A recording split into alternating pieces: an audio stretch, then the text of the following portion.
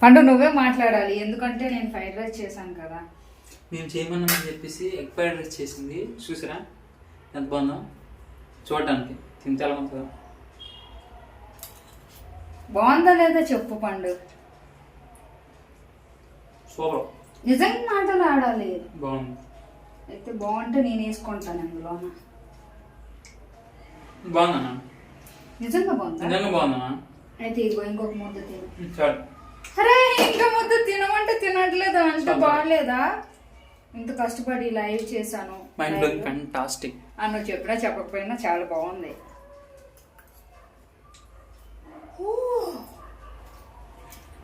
చాలా బాగుంది, నాకు నచ్చింది కూడా. ఆనియన్స్ కట్ చేయకుండా ఎంత ఉన్నాయి తెప్పలు ఉన్నాం. ఆనియన్స్ పెట్టు తినాలి మనం.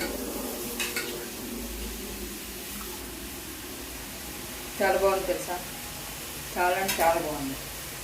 మీరు కూడా ఇంట్లో కూరగాయలు లేనప్పుడు 4 ఎగ్స్ తెచ్చుకొని ఫస్ట్ ఆనియన్స్ వేసిన తర్వాత ఎల్లుల్లిపాయలు, తర్వాత నాకు ఎల్లుల్లిపాయలు ఎంత ఇష్టం లేదు, పచ్చిమిర్చి వేసి కొంచెం దోరగా అయిపోయిన తర్వాత గుడ్లందులో పగలగొట్టేసేసేయండి. అది కొంచెం బాగా ఫ్రై చేసేయండి. అందులో కొంచెం చేసుకుంటే పసుపు, కారం, సాల్ట్ అన్నీ వేసి రైస్ వేసి బాగా ఫ్రై చేసేయండి. అంతే, ఫ్రైడ్ రైస్ ఈజీ కదా. నేను కూడా ఈజీగా లైవ్లోనే చేశాను. ఎవరండి వీడియో చేసి ఎడిటింగ్ చేస్తారు నాకు? సో అందుకోసమే ఉన్నారు కదా, పండుగడు అస్సలు చేయడు, మా మురళిగడు అస్సలు చేయడు. తెలుసా? ఎడిటింగ్ చేస్తావా?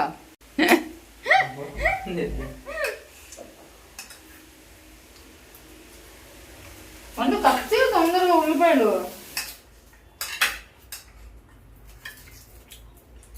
ఎలా ఉంది? చాలా బాగుంది పండు. కాకిపిల్ల కాకి ముద్ద అన్నట్టు నువ్వు వండింది నువ్వు బాగుందని అంటావు. ఇతరులు తినాలి చెప్పాలి, అప్పుడు తెలుస్తుంది ఎవరిని ఎలా ఉందో ఏంటంటే. అవును కాదు? అయినా సరే తిన్నాను కాబట్టి చెప్తున్నాను బాగానే ఉంది. నువ్వు అన్నమే తిని పండు, గింజన్నం తిను. లేదంటే అన్నం ఉంది, రసం ఉంది, ఆ కూర కూడా నేను కలుపుకున్నాను.